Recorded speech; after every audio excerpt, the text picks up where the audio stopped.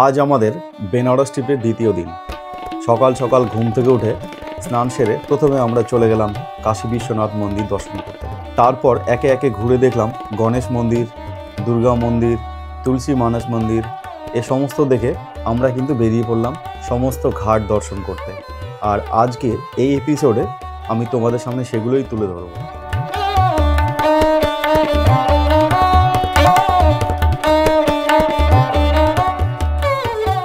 Good morning and welcome back once again. আজকে তারিখ কিন্তু হচ্ছে 24শে অক্টোবর 2025।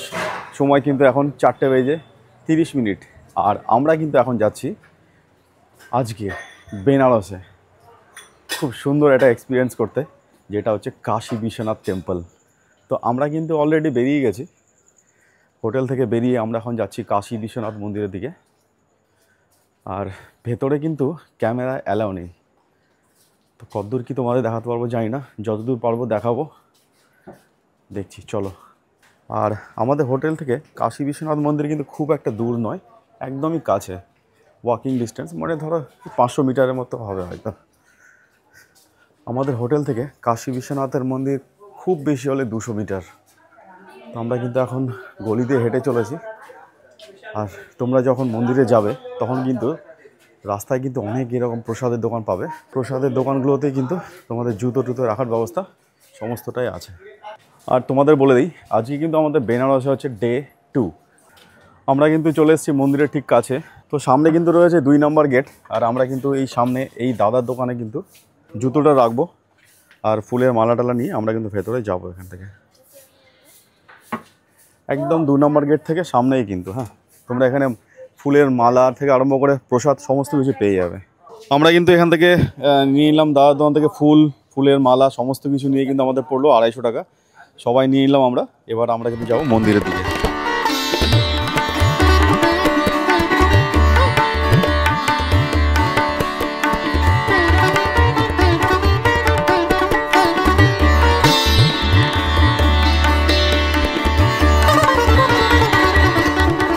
আমরা কিন্তু চলে এসেছি যেটা হচ্ছে মণিকর্ণিকা ঘাটের ভিউ পয়েন্ট। সেখানটায় ঘাটটা কিন্তু ঠিক নিচেই আছে। চলো তোমাদের একটু ভিউটা দেখিয়ে দিই এখান থেকে। এইখানেই রয়েছে কিন্তু ঘাটটা।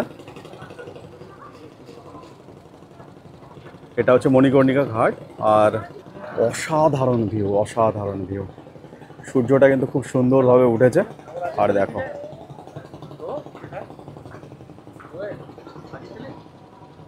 কি ভিউ, সত্যি অসাধারণ এক্সপিরিয়েন্স কিন্তু একটা এই মণিকর্ণিকা ঘাটে এসে।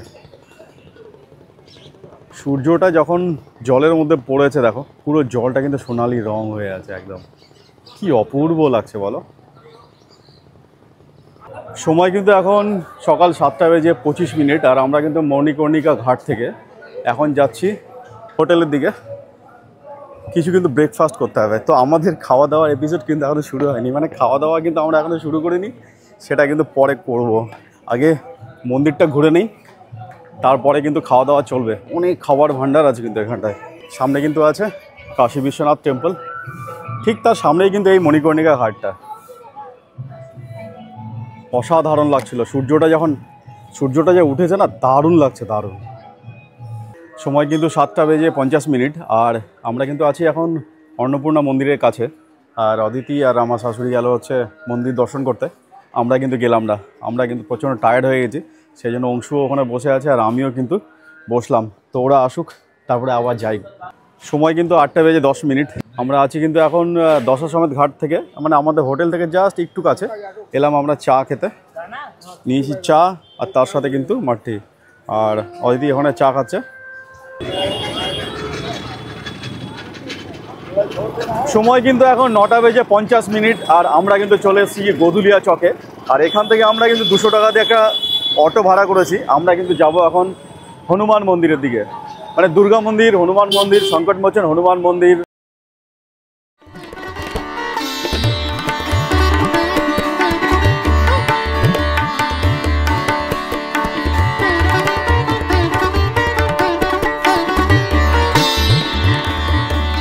সময় কিন্তু এখন 10:04। আর আমরা কিন্তু চলে এসেছি এখন গণেশ মন্দিরের কাছে। মানে এখানে হচ্ছে দেখো, এখানে দুর্গ বিনায়ক গণেশ মন্দির আছে, আর ঠিক সামনেরটায় এটা হচ্ছে দুর্গা মন্দির। এখানে কিন্তু একটা হনুমান মন্দির আছে, আর ওদিকে হচ্ছে তুলসীদাস মন্দির। তো সবগুলোই তোমাদের দেখাবো। প্রথমে আমরা এন্টার করি দুর্গ বিনায়ক গণেশ মন্দিরে। চলো যাওয়া যাক।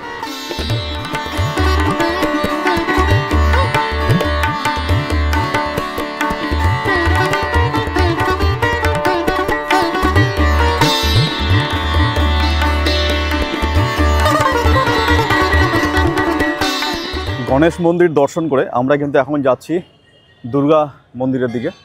কি অসাধারণ দেখো মন্দিরটা, দারুণ লাগছে কিন্তু। চলো একটু ভালো করে দেখে নাও। এই দেখো মন্দিরটা, খুব সুন্দর একটা মন্দির।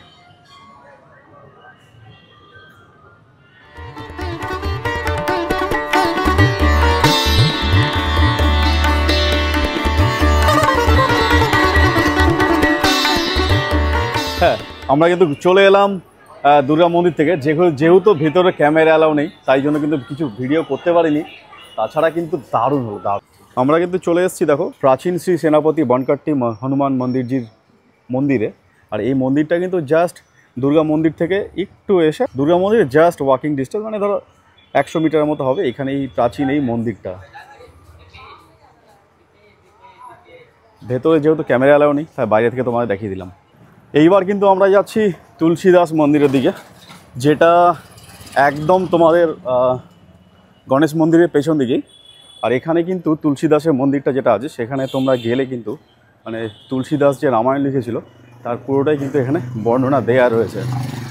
চলো যাই ওখানে আর তোমাদের দেখাই। কিন্তু সময় কিন্তু এখন 11টা বাজে, আর আমরা কিন্তু চলে এসেছি দেখো সত্যনারায়ণ তুলসী মানস মন্দির।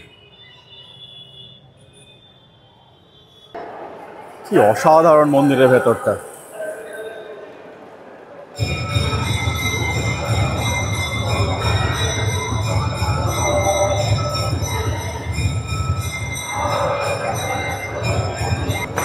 তো এখানে কিন্তু মানে তোমরা দেখো এই দেয়ালের গায়ে অনেক কিছু লেখা রয়েছে।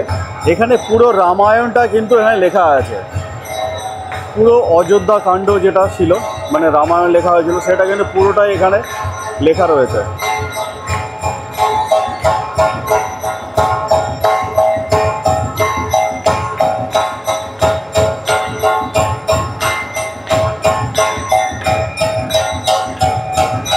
আমরা কিন্তু তুলসী মানস মন্দির থেকে বেরিয়ে ঠিক এখানে কিন্তু ফ্রিতে তোমরা জুতা রাখতে পারবে। জুতা নিয়ে আমরা কিন্তু টোটো ঠিক করছি। আমরা টোটো ঠিক করে এখন যাবো হচ্ছে সংকটমোচন হনুমান মন্দির।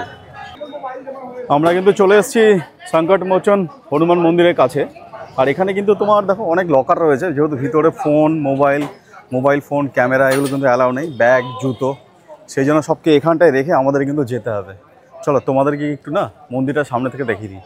এটা হচ্ছে মন্দিরটা,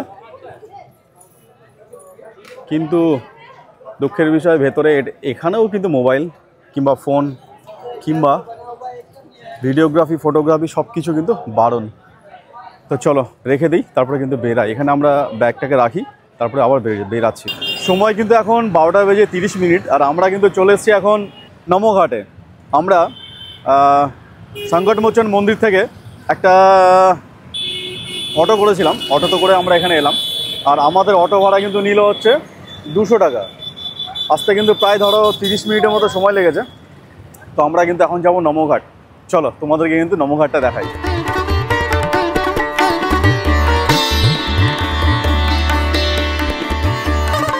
তো বললাম না তোমাদের চলে এসেছি নমঘাটে। তো তোমরা তো দেখে বুঝতেই পারছো নমঘাটে সেই বিখ্যাত সিম্বলটা, মানে নমো। কি অসাধারণ বানিয়েছে এই ঘাটটাকে, আর যে কাজগুলো এখানে করেছে না, অসাধারণ আর অতুলনীয়। সত্যি বলছি, খুব ভালো লাগবে তোমাদের দেখতে। গঙ্গার ঘাটে এই রকম একটা স্থাপত্য তৈরি করা সত্যি হ্যাটস অফ। দেখো এখানে লেখা রয়েছে নমো নমো নমো।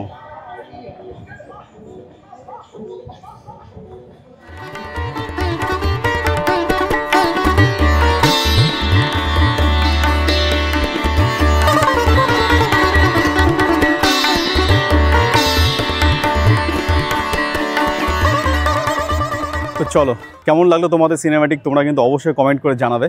আর তার সাথে তোমাদের কিন্তু আমি আরেকবার দেখিয়ে দিই এখানকার এই স্থাপত্যগুলো। দেখো কি সুন্দর লাগছে দেখতে।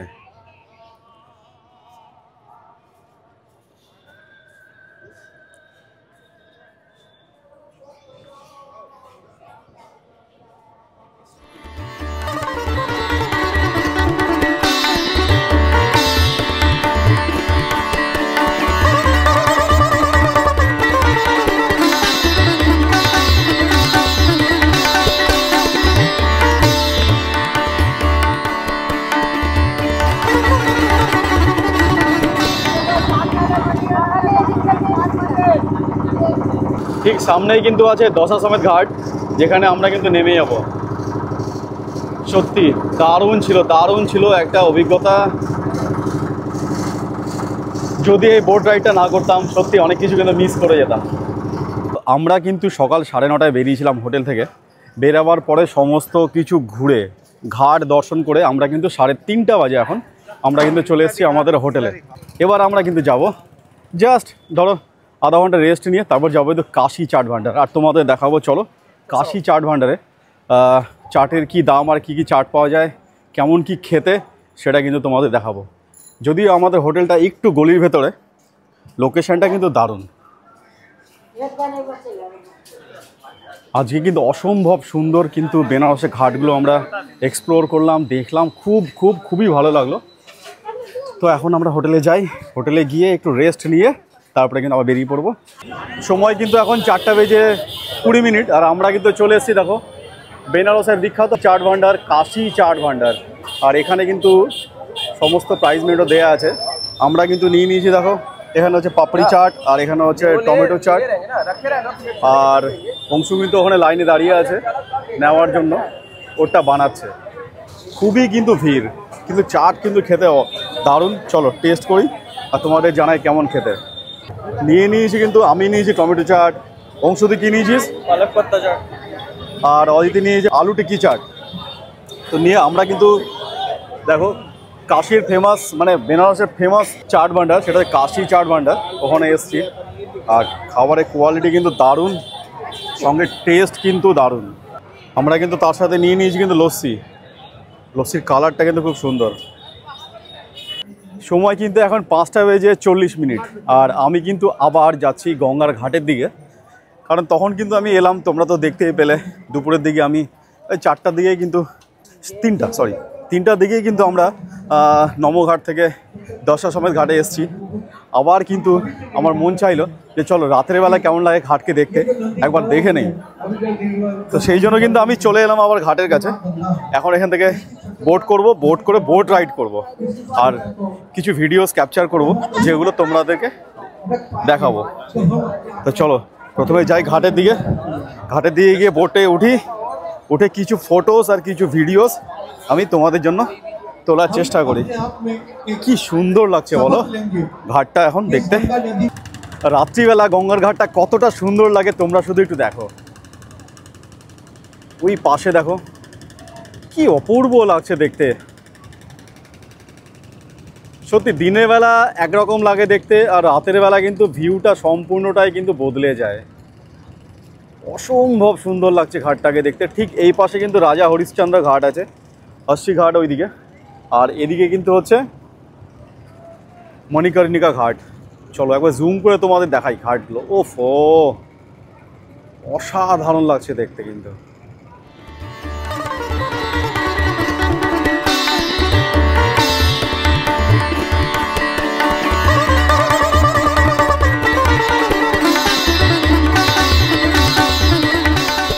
সময় কিন্তু এখন 5:52 আর আমি কিন্তু অনেকক্ষণ ধরে ওয়েট করছি ওখানে। যেহেতু আমি একা আছি সেই জন্য কিন্তু পাওয়া খুব মুশকিল হয়ে যাচ্ছে বোট।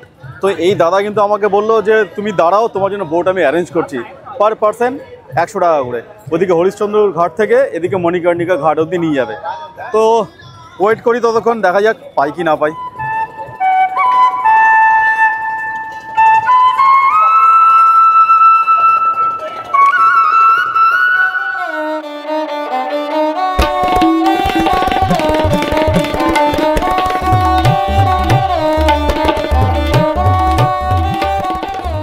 সময় কিন্তু এখন 7:38।